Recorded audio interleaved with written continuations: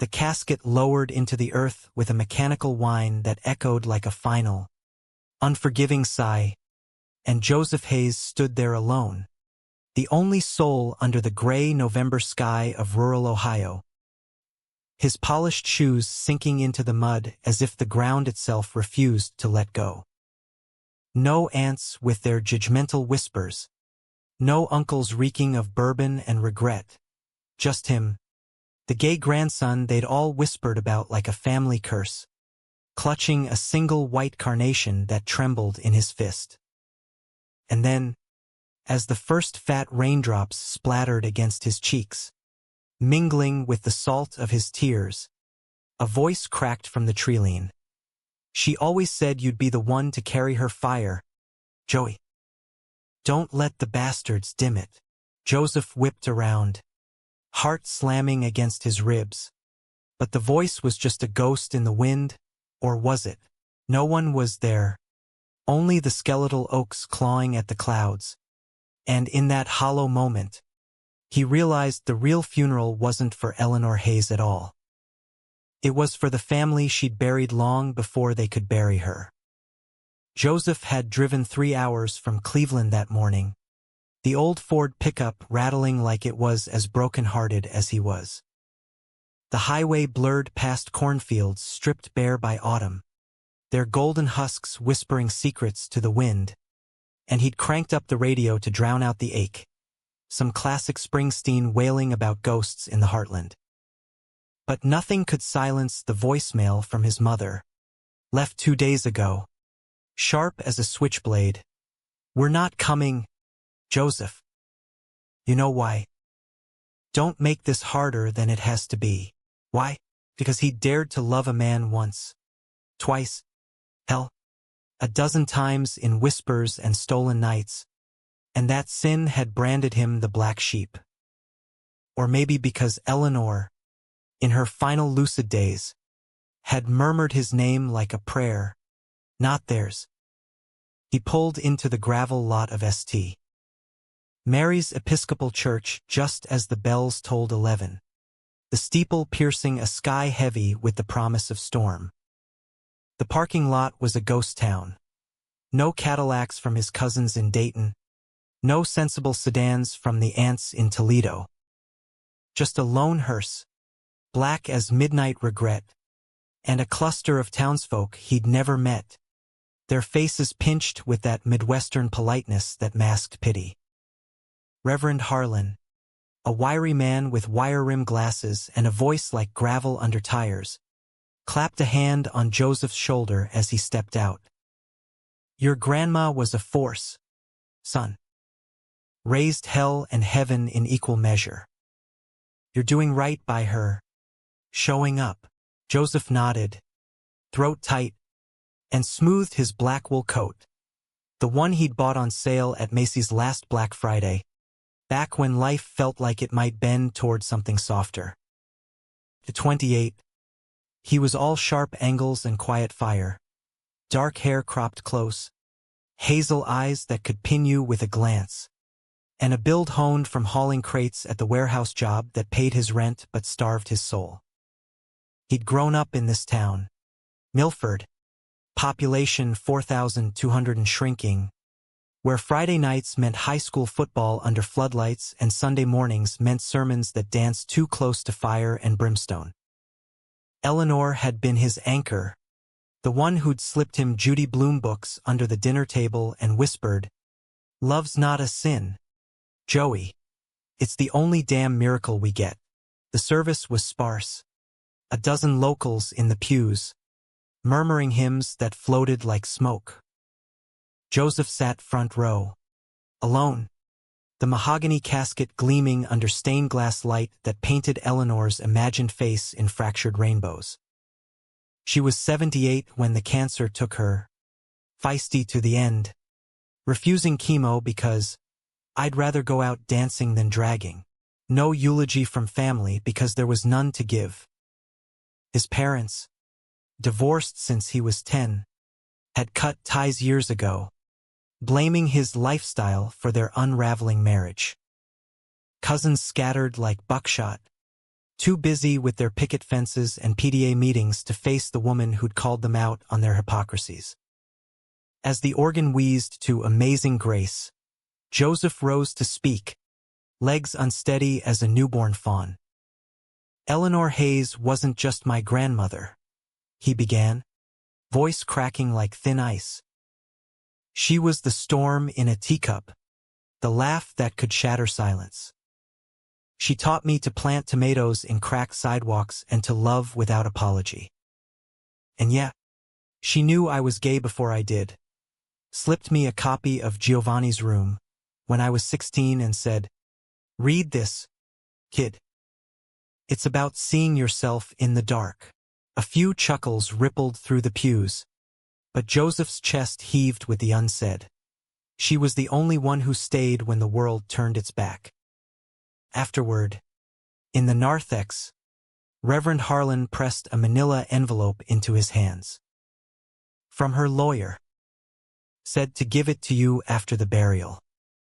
Man's waiting at the diner down the road, Charles Whitaker. Sharp as a tack. That one. Joseph pocketed it, the paper crinkling like dry leaves, and followed the procession to the cemetery on the hill, where Milford's dead slumbered under rolling green that mocked the living's chaos. The grave was pre-dug, a yawning mouth in the clay, and as they lowered the casket, the sky split open. Rain lashed down in sheets, turning the world to watercolor grays, and the mourners scattered like roaches to light, umbrellas blooming, heels skidding on wet grass. Joseph stayed, rooted, the carnation wilting in his grip. He tossed it in, watched it land atop the polished wood like a final kiss, and that's when the whisper came again. Or maybe it was memory, Eleanor's voice, tobacco rough from years of unfiltered camels, saying, "Don't let 'em break you, Joey. You're my legacy, the one with guts." He knelt then, mud seeping through his slacks, and wept, not just for her, but for the boy he'd been, hiding crushes on the quarterback in bathroom stalls, for the man he was now, nursing bruises from a bar fight in Columbus last month when some drunk called him a freak. The rain washed it all, or tried to, until a shadow fell across the grave. He looked up, blinking water from his lashes, and there stood a man tall, broad-shouldered, with salt and pepper hair slicked back and a navy suit that clung like it regretted the downpour. Eyes like polished oak, steady and kind, holding an umbrella that did little against the torrent. Joseph Hayes. The voice was deep, resonant, cutting through the storm like a lighthouse beam. "I'm Charles Whitaker, Eleanor's attorney. We need to talk now, before this turns into Noah's flood." Joseph stared, something flickering in his chest, not just surprise, but recognition, like this stranger was a page from a book he'd yet to read. He took the offered hand, strong and calloused, and rose, the envelope burning a hole in his pocket. "Yeah," he said, voice raw. "Let's get this over with." They dashed to Charles's Jeep, parked crooked at the gate, and peeled out toward Millie's diner, wipers slapping rhythm like a heartbeat. Inside, the place was a time capsule, checkered floors, vinyl booths cracked like old skin, the air thick with grease and coffee. They slid into a corner booth, dripping, and Millie herself, a stout woman with a beehive and a wink, set down 2 mugs without asking. "On the house, boys." For Ellie. Charles waited until she'd shuffled away before sliding the envelope across the formica. "She updated this last month. Insisted I wait for you. Said the rest of 'em didn't deserve the ink." His gaze lingered, praising, and Joseph felt exposed, like those oak eyes could map every scar. He tore it open, hands shaking, and unfolded the pages. The will was straightforward. The house on Elm Street, the savings, modest but steady, Eleanor's antique shop downtown, all to him. No caveats, no strings. But clipped to the end was a letter, her looping script like a hug. Joey, my heart, they turn their backs because they fear what they can't control. You're the light I chased my whole life. Forgive them if you can, but don't forget, love like yours is the revolution. Burn bright. Gran. Tears blurred the words, and when Joseph looked up, Charles was watching, not with pity, but something warmer, empathy, maybe, or the shared weight of secrets. She talked about you non-stop, Charles said softly. How you fixed her porch swing last summer, humming show tunes while you worked. Said you reminded her of your granddad, fierce, tender. He was, well, he loved men too, in his quiet way. Family never knew. Joseph's breath hitched. Granddad, the stoic veteran with the pipe and the war stories? It landed like a revelation, rewriting history in a diner booth. Why tell me now? Because she wanted you free. And because, Charles hesitated, fingers drumming the mug. Because I've got my own ghosts. Joseph. Lost my partner 5 years back to the same damn cancer. Ellie was my rock then. Figured I'd pay it forward. The rain hammered the window, sealing them in that bubble of confession. And for the first time that day, Joseph didn't feel alone. He reached across, tentative, and covered Charles's hand with his own, rough palm to rough palm, a spark jumping like live wire. Thank you, he whispered, for showing up. Charles's smile was small, crooked, but it lit the dim booth like dawn. Wouldn't miss it. Now, eat something. We've got a legacy to unpack. As they lingered over pie, apple, Eleanor's favorite, Joseph felt the hook sink deeper, not just into grief, but into possibility. Little did he know, the real storm was brewing back home, where the family he'd written off was already circling, claws out for what they deemed their due. The drive back to Eleanor's house that evening was a quiet unraveling, the Jeep's headlights carving tunnels through the dusk as Milford's sodium lamps flickered to life like wary fireflies. Joseph sat shotgun, the will tucked into his coat like contraband. Charles's presence a steady hum beside him, cologne faint, like cedar and rain, mixing with the leather seats. They'd lingered at the diner longer than planned, trading stories over cooling coffee. Charles's life in Akron, 42 and widowed, running a small firm that specialized in estates for folks the world forgot. Joseph's warehouse grind, the late shifts that left him numb, the one-night stands in dive bars that tasted like ash. You ever think about getting out? Charles asked, glancing over as they hit the county line, where billboards hawked Jesus and John Deere in equal fervor. Joseph shrugged, watching his reflection fragment in the side mirror, eyes shadowed, jaw set. Out of Milford? Every damn day. But Gran. She was the reason I stayed close. Now, he trailed off, the house looming in his mind. Victorian fixer-upper on Elm, sagging porch and all, stuffed with her relics, porcelain cats, yellowed recipe cards, a trunk of letters from Granddad's war days that she'd never opened. Charles nodded, wise to the pull. Grief's a tether, son. But it don't have to drown you. His hand brushed Joseph's knee. Brief as a breath, intentional or not, sent heat coiling low, a reminder that bodies could still speak when words failed. They pulled up to 142 Elm as full dark fell, The house a hulking silhouette against the bruised sky. Porch light buzzing like a trapped moth. Joseph fished the spare key from under the mat. Eleanor's old joke. Thieves too lazy for real crime won't find the good stuff anyway.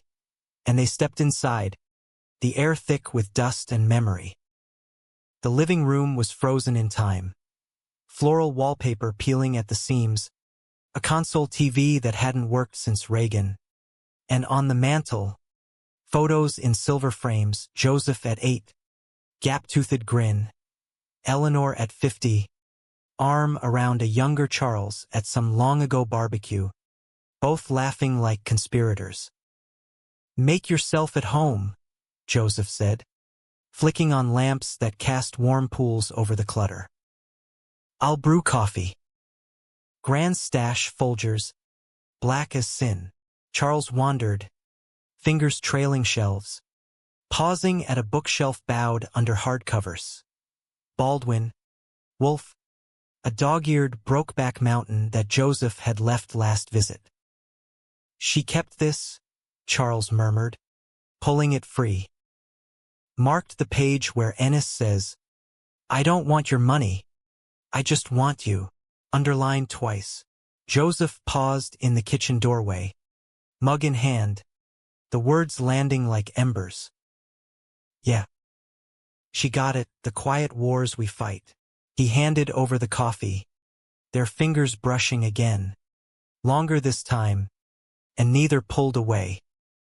In that charged silence, Joseph saw Charles anew, the lines etched around his mouth from smiling through loss, the broad chest straining his shirt, a wedding band tan-line faded but there, like a scar. They settled on the threadbare sofa, wills and deeds spread on the coffee table like a battlefield map.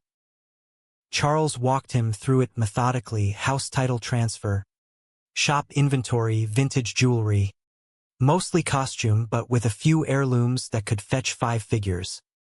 The savings bond for $28,000. Enough to quit the warehouse if he played smart. "She wanted you set, Joseph. No debts, no chains." But as they pored over papers, Joseph's phone buzzed. Once, twice, insistent. He silenced it, but the third time, Charles arched a brow. "Family, ex-family," Joseph muttered, flipping it over. Missed calls from Aunt Lydia, texts from Cousin Mark, heard about the service. "Sorry we couldn't make it. Busy week." Bullshit. All of it. Lydia's busy was bridge club. Mark's was little league coaching for his 3 boys, the perfect nuclear unit. "Answer it," Charles urged, voice gentle but firm. "Rip the Band-Aid," Joseph sighed, thumbing the screen. "LYD? Yeah, it's me." Her voice gushed like syrup over gravel. Ohio accent thick, laced with faux concern. "Joey. Honey, we were just devastated. Traffic from Toledo was a nightmare. And with the kids, excuses piled like cordwood. But then the hook. Listen, about Ellie's things. Mark and I were thinking we could drive down tomorrow. Help sort? Family should handle family, right?" The gall twisted in his gut, hot and sharp. "Sort? You mean pick over her bones like vultures?" A pause. Then offense. Shrill, "Don't be dramatic. She was our mother too." "Blood's thicker." "Blood," Joseph laughed, bitter as black coffee. "Where was blood when she was dying alone? When I was the one changing her sheets, holding the basin while she puked? You all wrote her off years ago. Same as me." Charles watched, still as stone, but his eyes burned. Anger on Joseph's behalf, or something deeper. On the line, Lydia huffed, "We'll see you tomorrow. 9 sharp. And Joey, pray on this. The devil's in division." The call ended, and Joseph hurled the phone across the room. It skidded under the side table. Screen spiderwebbed. Fucking hypocrites. Gran knew. They disowned her for defending me after Dad walked in on me and my high school boyfriend. Called her an enabler. Cut her out cold. Charles rose, slow, and crossed to him, kneeling so they were eye level, hands on Joseph's knees anchoring, electric. Hey. Breathe. You're not them. You're the one she chose. His thumb traced a circle on Joseph's thigh. Innocent but not, and the air thickened, charged like the storm outside had seeped in. Joseph leaned in, forehead to Charles's, breaths mingling. Why are you here? Really? Because she asked me to be, Charles whispered, but his eyes said more hunger, long banked, flickering to life. And because seeing you today broke something open in me. Grief. Yeah. But want to. If that's too much, it's not. Joseph's hand cupped Charles's jaw, stubble rough under his palm, and he closed the gap, lips brushing tentative. A question. A plea. Charles answered with a groan, low and wrecked, pulling him closer, the kiss deepening like roots seeking water. It was salt and storm, hands fisting shirts, bodies remembering how to yield. They broke apart gasping, foreheads pressed, the will forgotten on the table. Upstairs, Joseph murmured, voice husky, and Charles nodded, following him up the creaking stairs to Eleanor's old room, the one she'd given him summers, with the quilt stitched from Granddad's shirts. They undressed by lamplight, shadows dancing like lovers, and fell into bed, skin to skin, urgent but reverent. Charles's mouth mapped Joseph's collarbone, whispering praises. Beautiful, fierce, while Joseph's fingers traced the scars on Charles's back, souvenirs from a life hard-lived. It was messy, real, gasps echoing off floral wallpaper, the rain a curtain to their symphony. Afterward, tangled in sheets that smelled of lavender and loss, Joseph traced Charles's chest hair, heart thudding. This is not just tonight, is it? Charles kissed his temple, arm banding tight. No, darlin'. It's a beginning, if you'll have it. But dawn brought the wolves to the door. At 8:45 a.m., tires crunched gravel, Aunt Lydia's minivan, Cousin Mark's truck, even Uncle Ray from Dayton, nursing a hangover. They piled out, faces set in righteous determination, Tupperware in hand like peace offerings. Joseph met them on the porch, Charles at his back, a silent sentinel.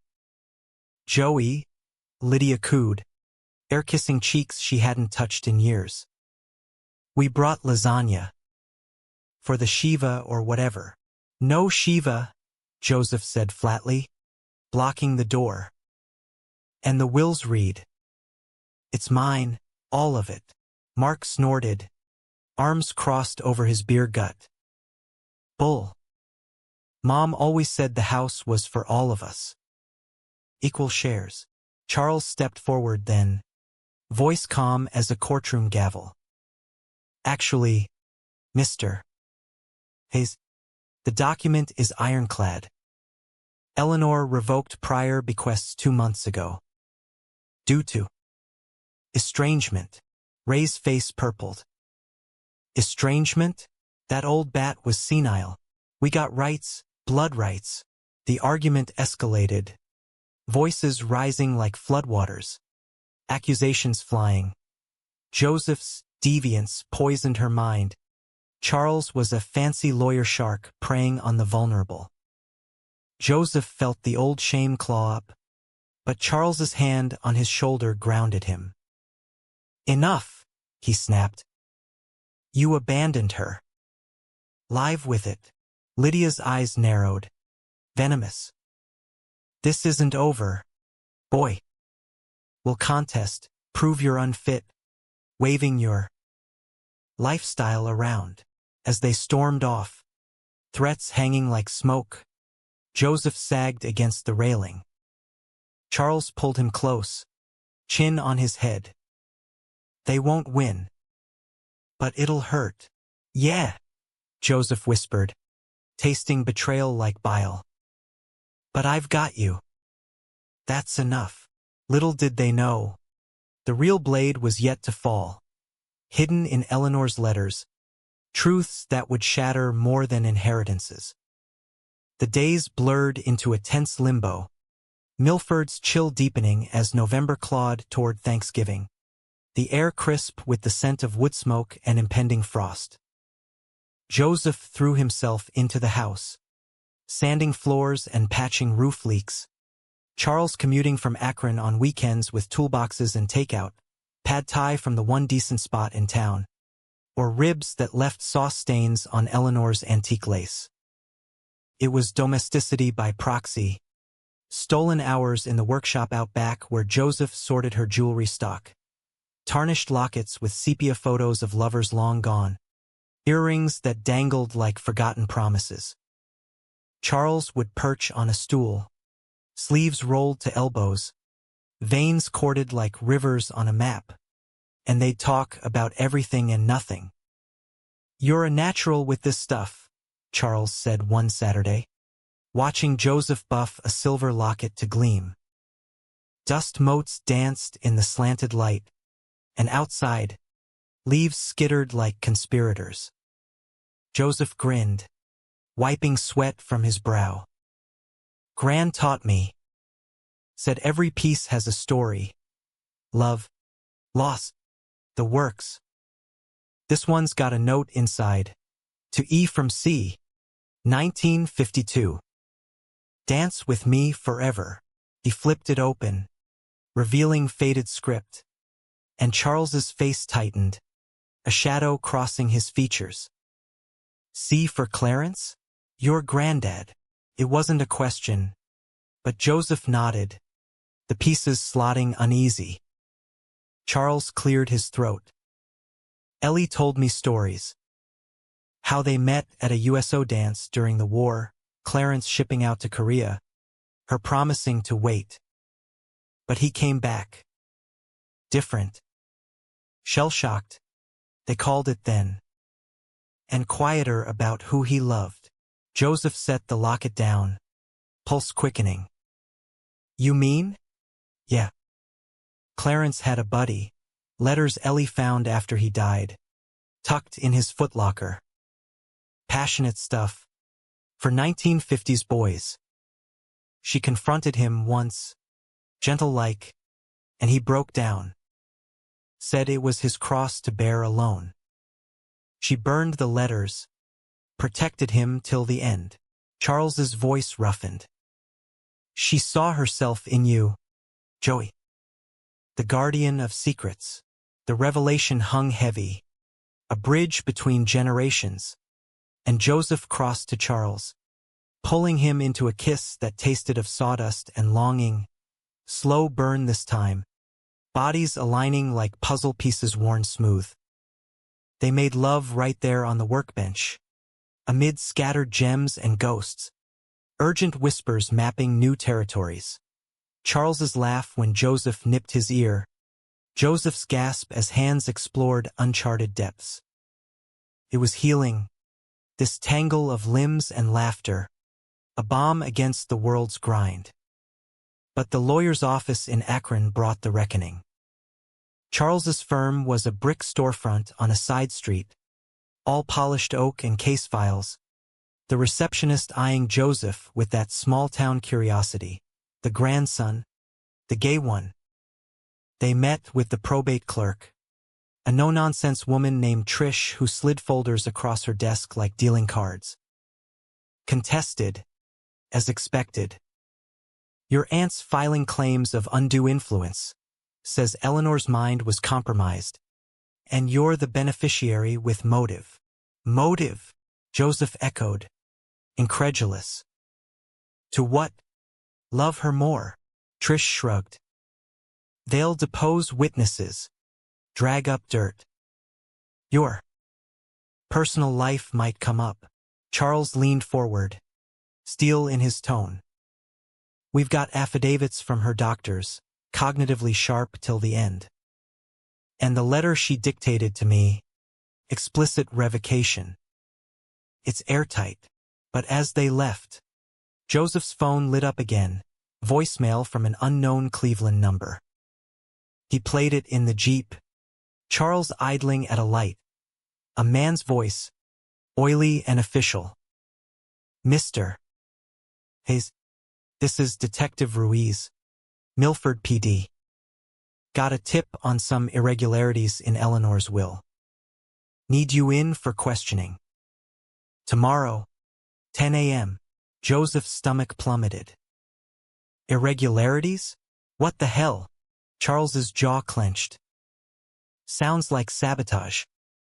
Your family's playing dirty. The station was a squat cinderblock affair. Fluorescent hum and coffee that could strip paint. Detective Ruiz was mid-40s, paunch straining his belt, eyes hooded like a hawk's. He ushered them into an interrogation room, bare table, one-way mirror that screamed judgment, and slid a photocopy across. Eleanor's will, but altered, a forged codicil dated last week, splitting assets equally among bloodkin. Forged, Joseph spat, heat rising. That's my aunt's doing Lydia's script. I bet. Ruiz's smile was thin. We've got a handwriting expert. But here's the kicker. Witness signature matches one Charles Whitaker. He tapped the page, and Charles went still, blood draining from his face. Me? That's impossible. I was in court that day. The detective leaned back, arms crossed. Alibi checks. Sure. But your firm's stationary. Your seal. Someone's got access. Betrayal hit like a sucker punch. Joseph's gaze snapping to Charles, doubt flickering. Poisonous. You said she updated it last month. With you. Charles's eyes widened. Hurt raw. Joey. I swear. Save it for the recorder. Ruiz stood. You're free to go, but expect subpoenas. This smells like fraud. Boys. Outside. Rain slicked the lot, and Joseph yanked his arm from Charles's grasp. Tell me it's not you. Tell me you didn't. God damn it. Joseph. Charles rounded on him, rain sheeting off his coat. I loved her. Like a mother. I'd never. This is them, your family, framing me to fracture us. The word stung, because despite the blaze, Joseph had started to believe in it. Lazy mornings with Charles's arm heavy across his waist, shared silences over Eleanor's recipes. But now, cracks spiderwebbed through. Prove it, he whispered, voice breaking. Find who did this. Charles nodded, fierce. I will. For her. For you. That night, alone in the house, Joseph rifled Eleanor's attic. Dust-choked trunks spilling moth-eaten linens. Photo albums with corners curling like secrets. He found the letters then, bundled in ribbon. Clarence to Eleanor. Postmarked Seoul. 1951. My darling Elle. The nights here are endless without you. But Tommy, he's my light in the foxhole. His laugh cutting the fear like a blade. Don't hate me for needing this. Joseph's hands shook. Granddad's hidden heart, mirrored in his own. Deeper in, a manila folder, for Joey truths. Eleanor's notes. Meticulous. Lydia's old theft from the shop till Mark's DUI cover-up she'd paid for. Ray's affair that shattered his marriage. And at the bottom, a Polaroid, Eleanor with a young Charles, arms linked. Her caption, "My surrogate son. Trusts him with my soul and yours." Relief flooded, but so did resolve. He texted Charles, "Found proof. Come home." Charles arrived at midnight, soaked, envelope in hand, security cam footage from his office. Timestamped. Lydia's minivan idling curbside, a hooded figure slipping in after hours. "Hired help," Charles growled. "Amateur hour." They collapsed together, fury melting to fire, kisses bruising, bodies claiming what doubt had threatened. "I believe you," Joseph gasped, nails raking Charles's back. Always should have. But the war wasn't over. The deposition loomed, family baying for blood, and in the quiet after, Charles held him tight. "We're in this, Joey." All the way. Yet as snow dusted the windows, Joseph wondered if love could weather the blizzard, or if betrayal's chill would claim them both. Winter clamped down on Milford like a vice, blanketing Elm Street in white that muffled the world's malice but amplified the ache inside. Joseph and Charles hunkered in, fortifying. New locks on the doors, a private investigator on retainer, some ex-cop named Vic who chain-smoked camels and promised dirt by New Year's. The antique shop reopened under Joseph's name, Hayes Heritage, its bell tinkling like cautious optimism as locals trickled in, drawn by whispers of Eleanor's ghost in the glass cases. Charles handled the legal salvos from his Akron perch, filing countersuits for forgery and defamation, his text to Joseph a lifeline, "Miss your laugh. Home soon. Love. See. Love." The word crept in unannounced, first in pillow talk after slow, exploratory nights, Charles tracing Joseph's tattoos, a rainbow phoenix on his ribcage, inked post coming out, Joseph memorizing the freckles on Charles's shoulders like constellations. Then in gestures, Charles stocking the fridge with Joseph's favorite, craft IPAs and fresh basil for pesto, the scent filling the kitchen like summer's echo. Joseph leaving notes in Charles's briefcase, "You're my plot twist. Don't edit this out." But the family siege pressed. Insidious. Junk mail morphed to hate. Anonymous letters slipped under the door, scrawled with Sodom's spawn and Bible verses underlined in red. Phone calls at 2 a.m. Heavy breathing, then slurs. Joseph changed his number, but the damage seeped. Sleepless nights staring at the ceiling, Charles's snores a distant comfort. "They're scared," Charles murmured one dawn, pulling him close as frost etched the panes. "Of you claiming what's yours. Of love that doesn't bend to their rules." The deposition was a circus in the county courthouse, a neoclassical heap in Medina with columns like judgmental fingers.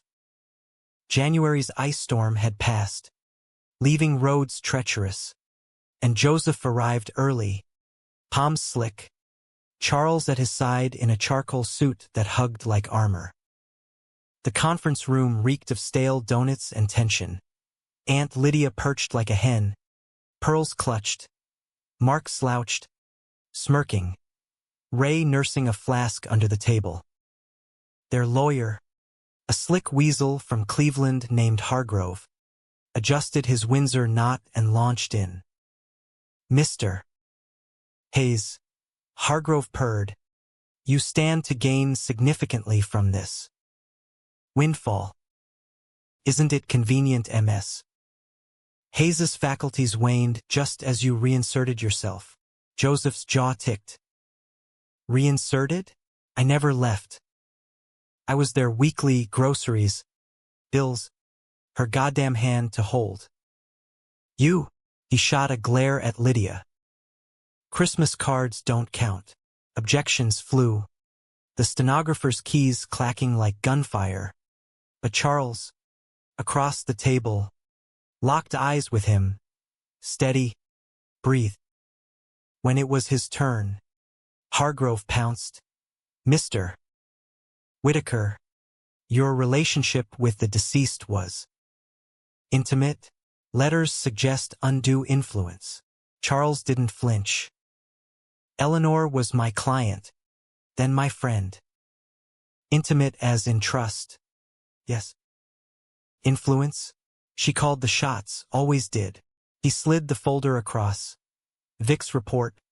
Timestamps. Footage grainy but damning. Lydia's van. The hooded figure unmasked in stills. Her own son, Mark, caught lifting the seal from Charles's desk during a sympathy visit. The room detonated. Lydia shrieked. Lies. My boy would never. Save it. Charles cut in. Voice thunder. We have prints. Your prints, Mrs. Hayes, on the forgery paper. Desperation looks ugly. Mark bolted.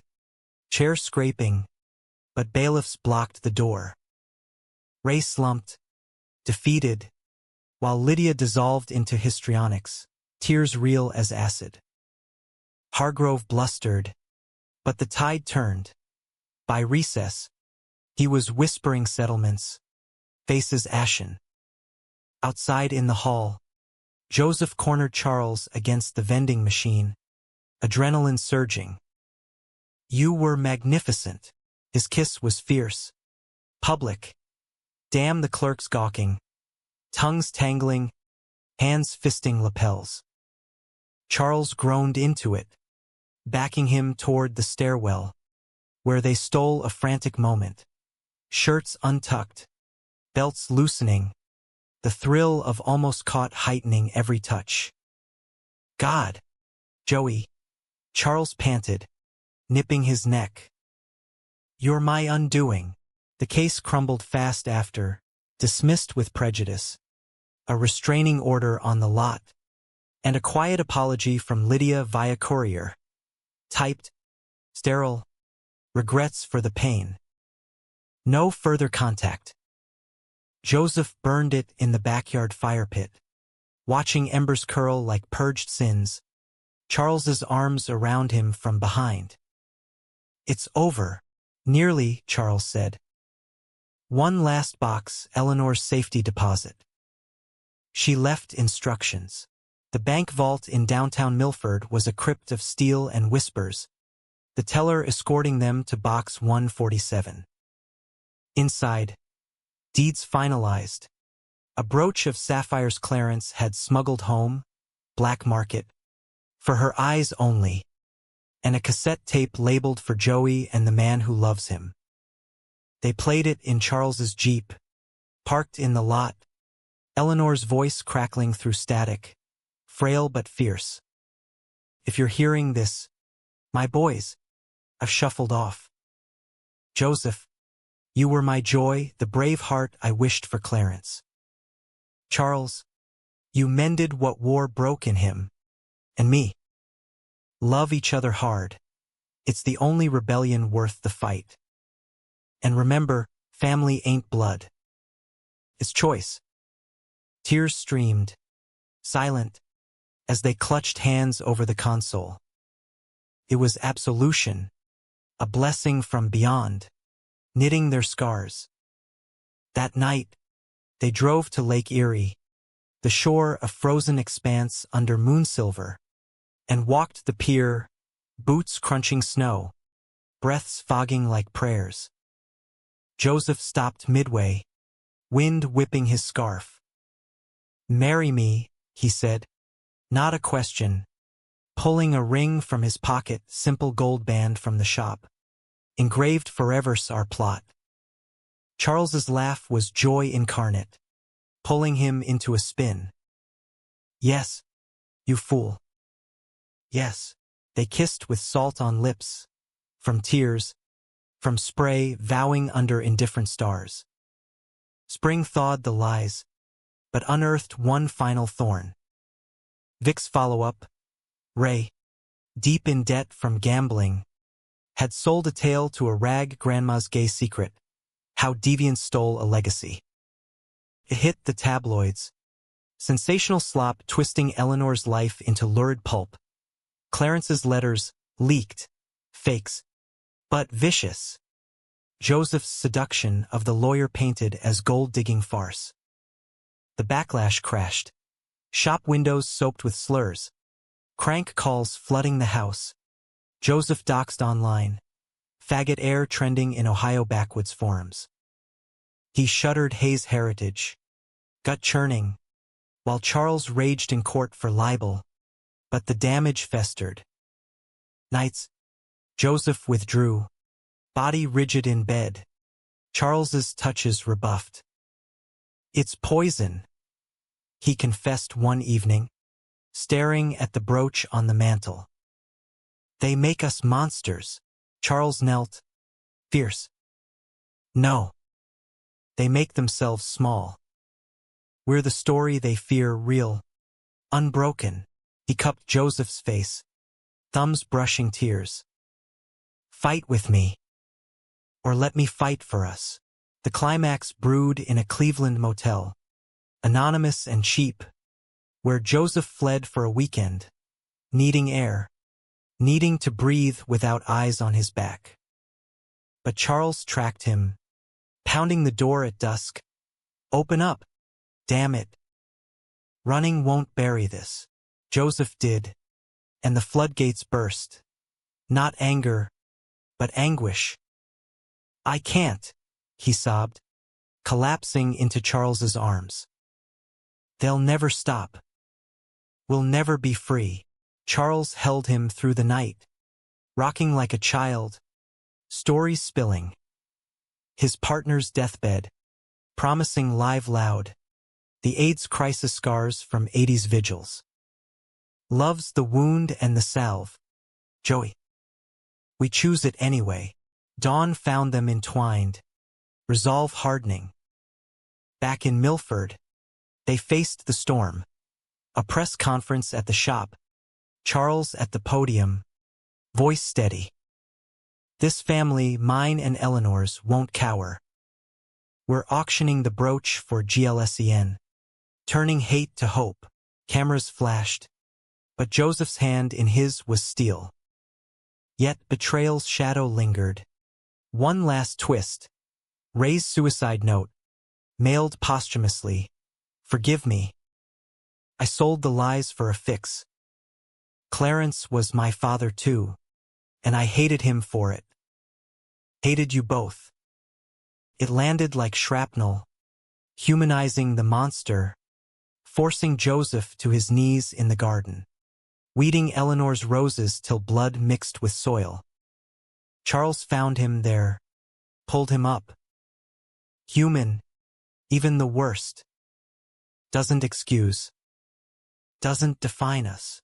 In that moment, forgiveness bloomed, not absolution, but release. They planted new seeds, love's quiet revolution. Summer unfurled over Milford like a reluctant pardon. Humidity thick as unspoken vows. Fireflies pulsing in the yard like Eleanor's captured laughter. The shop thrived anew. Rebranded Legacy Threads, a haven for outcasts. Pride pins beside vintage bow ties. Story hours where locals shared hidden histories. Widows confessing crushes on women. Farm boys with boys' names on their hearts. Joseph manned the counter. Sleeves rolled. Smile genuine now. While Charles's firm expanded. Pro bono for queer estates. Their evenings a ritual of porch swings and porch wine. Chardonnay from a Finger Lakes vineyard. Toasts to Clarence and Eleanor. Ghosts who cheered from the ether. The wedding was small. Defiant. July 4th weekend. Backyard under strung lights. Reverend Harlan officiating with a wink. Loves the real fireworks. 10 guests. Vic and Millie. A smattering of shop regulars. Charles's sister from Pittsburgh. who hugged Joseph fierce and whispered, "Welcome, brother." Vows exchanged barefoot in grass. Rings glinting. Joseph's phoenix etched on Charles's band. A compass rose on his, always finding home. They danced to Springsteen. Thunder rode, bodies close, the world fading to their rhythm. But peace was earned, not gifted. Shadows tested it. Lydia appeared one August afternoon, unannounced at the shop door, thinner, eyes hollowed by loss, a Tupperware of what smelled like her infamous lemon bars. "Joey," she said, voice small. "Can we talk?" He tensed, hand hovering over the phone. But Charles, restocking shelves, nodded subtle, "Your call." Joseph led her to the back room, amid bolts of fabric and half-stitched quilts. "What do you want, Aunt Lyd?" Check bounced, case closed. She sank into a chair, hands twisting. "Not money. Me. After Ray. I saw the rot. We all did." Mark's in rehab, blaming himself. Tears welled, unfeigned. "Ellie warned me, years back. Said Clarence's secret ate him alive. And I'd do the same to you if I wasn't careful." "I wasn't." Joseph's throat bobbed, old wounds pulsing. "You forged her will. Leaked lies. For what? Pride. For fear," she whispered, "of losing the story we told ourselves. Perfect family. God's chosen. You shattered it, loving bold. And Ellie. She chose you because you reminded her of him. Of us. Before we turned cruel." The confession cracked him. Not forgiveness. Not yet. But understanding's dawn. He slid the lemon bars back. "Take these. Feed your ghosts. But don't come again till you're ready to see me." Not the label. She left nodding. A seed planted. And Joseph emerged shaky, Charles enveloping him in the doorway. "Proud of you," he murmured, kiss to temple. Human as hell. Fall brought harvest. The house alive with their marks. Charles's law books on the shelf beside Baldwin. Joseph's sketches for shop expansions pinned to the fridge. They drove to D.C. for the march, hands linked in the crowd, rainbow flags whipping, chants rising like hymns. In the hotel after, bodies slick with sweat and city grime, they made love with windows open to sirens, a symphony of survival. Yet the humanistic core bloomed in quiet, volunteering at the local shelter, Joseph teaching kids to mend heirlooms, Charles mediating family feuds with grace. One night, over dinner, roast chicken from Eleanor's recipe, Joseph paused, fork midway. What if we'd lost? The will? The lies? Charles's smile was soft, lines deepening like beloved rivers. We'd have built anyway. From scraps. That's us. Hayes grit, Whitaker steel. Winter circled back. First snow dusting the grave as they visited. Poinsettia in Joseph's gloved hand. The headstone read Eleanor Hayes, lover of stories, keeper of hearts. They stood shoulder to shoulder, Charles's arm around his waist, and Joseph spoke to the stone. We made it, Gran. Dancing yet. The wind carried no answer, but peace settled, profound. No grand redemption, Lydia's visits sporadic, Mark's cards unsigned, but a tapestry woven from threads of betrayal and balm, love's patient mend. Years later, 50, Joseph would pen the book, Threads of Fire, An American Inheritance, topping charts, film whispers buzzing. Charles, gray at the temples, would tease him over coffee. Told you. Revolution starts at home. But in that first snow, young and scarred, they walked home hand in hand, the porch light welcoming. No family had come to the funeral, but legions gathered now in shops, in beds, in hearts unchained. Eleanor's will had revealed not just fortune, but freedom to love without apology, to choose kin over blood, to burn bright in the heartland's quiet blaze. And so they did. Two men against the wind, legacy alive in every step.